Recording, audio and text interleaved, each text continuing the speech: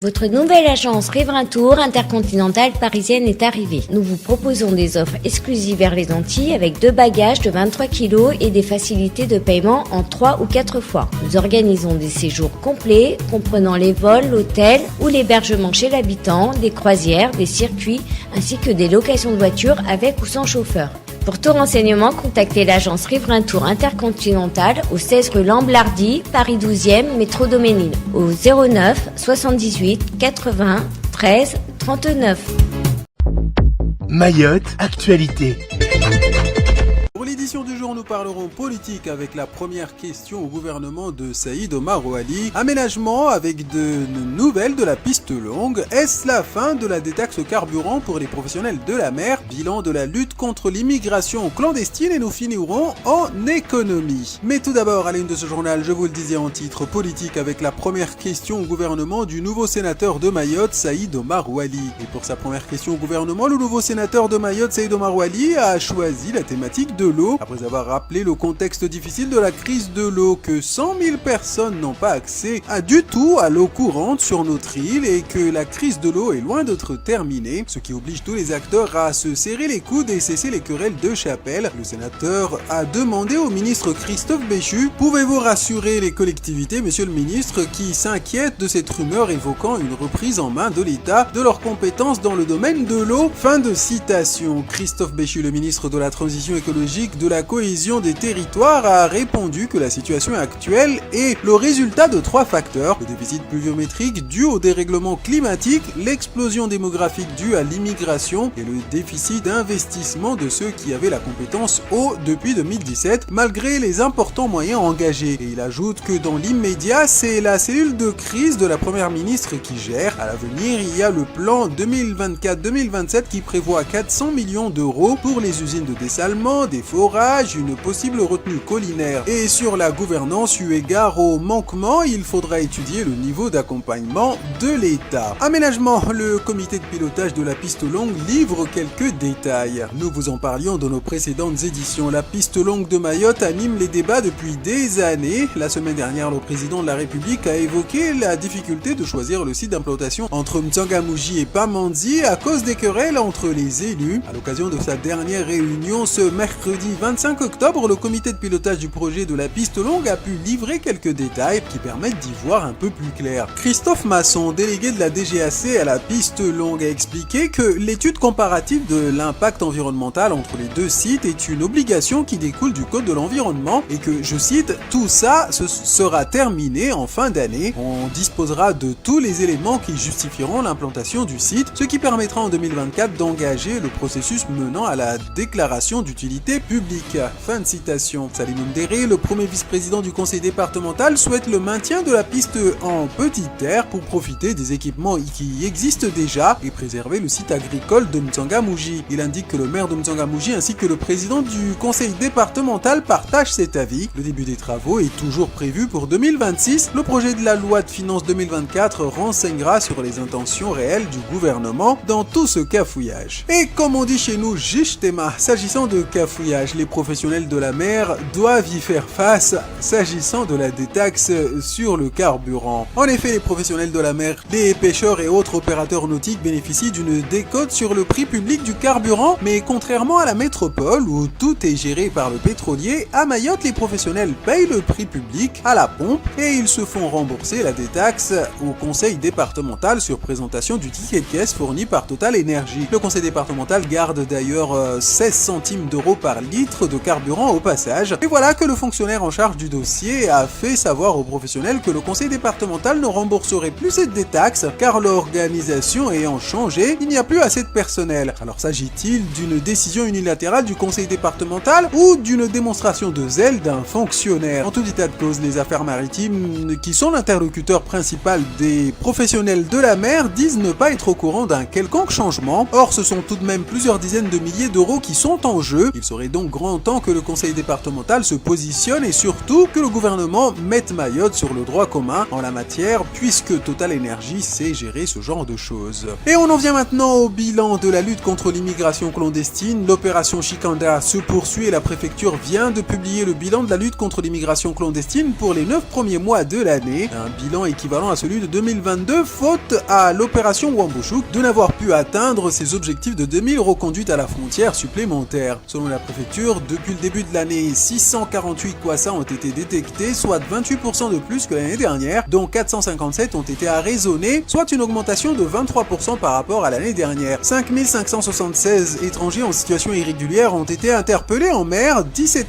712 personnes ont été arrêtées à terre, et à ce jour, 17 250 étrangers en situation irrégulière ont été reconduits à la frontière, soit une centaine de moins par rapport à l'année dernière. L'éloignement des ESI originaires des pays des Grands Lacs n'est pas au niveau des enjeux. À noter que l'interception des Kwassa a permis de découvrir plus de 36 000 cartouches de cigarettes de contrebande d'une valeur de 2,5 millions d'euros. 285 passeurs ont été condamnés à de la prison ferme et 24 employeurs de clandestins ont été condamnés.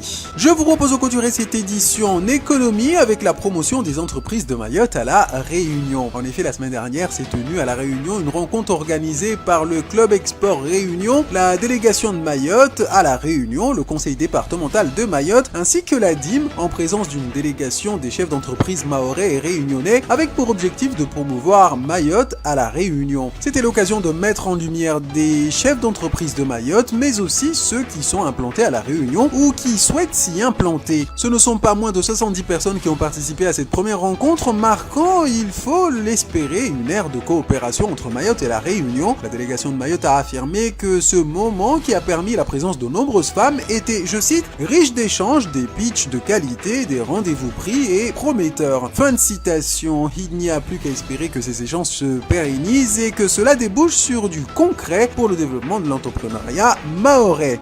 Regardez cette photo que je trouve particulièrement jolie. C'est voilà une illustration merveilleuse de la biodiversité de notre si joli département. Biodiversité dont on ne fait pas suffisamment attention, parce qu'on n'en prend pas soin. On déforeste, on défriche, on pollue, on ramasse pas nos déchets. Et ce sont ces jolies petites fleurs qui sont détruites quand on ne prend pas soin de l'environnement. Et je le rappelle, pour ceux qui ne le sauraient pas, Mayotte est le 34e hotspot de biodiversité mondiale. On est juste un petit caillou de 374 km², mais on est le 34e hotspot de biodiversité au monde, avec des espèces endémiques qui ne sont présentes qu'ici, et aussi un attrait sur la conservation du patrimoine faunique et en même temps floristique de la zone sud de l'océan Indien. Je tenais à le rappeler. C'est fait. Hein, Christophe, vous qui êtes à fond là. Oui, c'est voilà. Magnifique. Merci Christophe. Un hotspot naturel. Voilà. Il faut la préserver. Voilà. Merci Monsieur Youssoufa de votre participation. Alors je ne sais pas à qui il est en train d'écrire pour tout vous dire, mais il était passionné par ce qu'il faisait. Allez, je vous propose qu'on fasse, parce que pour faire vivre en partie cette biodiversité, il faut de la pluie. Ça fait quelques jours qu'il pleut moins que la semaine dernière. Alors j'ai regardé un peu quelles étaient les prévisions de pluie pour les prochains jours. Regardez pour aujourd'hui, il va pas pleuvoir énormément. On est sur une journée très moyenne de pluie. Demain, regardez, ça sera pas beaucoup mieux, à peine un peu plus de pluie, mais comme vous le voyez, le halo bleu se situe bien au-dessus des 2 retenues collinaires.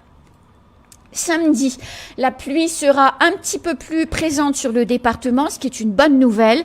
Et dimanche, là, il va pleuvoir, vraiment, pour du vrai. Ah, enfin, on a besoin de l'appui. Hein. Voilà, et j'espère que ce sont des pluies qui vont remplir les retenues collinaires. On va être rincé pendant un très très long moment, tout ça. Hein, Christophe? Oui, tout à fait. C'est Faut ce qu'il qu'on pleuve attend à avec, Dzoumogné et à Compagnie. Oui, ailleurs, on s'en fout. C'est ça, particulièrement. Et à fond. À fond là-bas, le reste, bon. Et sur le mont Chiconi aussi. Ah oui, pour éteindre l'incendie.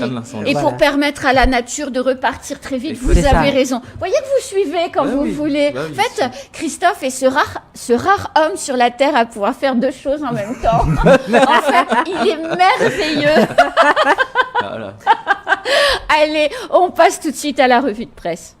Alors, premier sujet qui remplit la une de l'actualité métropolitaine, c'est la présentation à partir du 6 novembre de la loi immigration au Sénat, puisque le texte sera d'abord présenté devant les sénateurs avant ensuite d'aller à l'Assemblée nationale. Et figurez-vous que rien ne va plus au pays d'Elisabeth Borne, puisque elle se dit prête à supprimer l'article 3 de ce texte. Vous savez, on en a parlé hier, l'article 3, c'est celui qui prévoit la régularisation des travailleurs sans papier. Et donc, l'aile gauche de la Macronie lui a écrit à Elisabeth Borne pour exiger un rendez-vous à très court terme, parce que évidemment, ils ne sont pas contents. En parallèle, Marine Le Pen, qui fait de la politique, et elle a bien raison, a annoncé qu'elle ne voterait plus contre le texte, mais qu'elle s'abstiendrait, ce qui va rendre encore plus compliqué la négociation d'Elisabeth Borne avec sa frange gauche. Et pendant ce temps-là, le ministre de l'Intérieur et des Outre-mer va venir passer au minimum 48 heures à Mayotte, à 5 jours ou 6 jours du go des négos. Et donc, il est fort probable que tout le monde se présente dans l'hémicycle du Sénat sans savoir si le texte sera voté ou non. Ça se présente mal quand même, non, l'histoire ?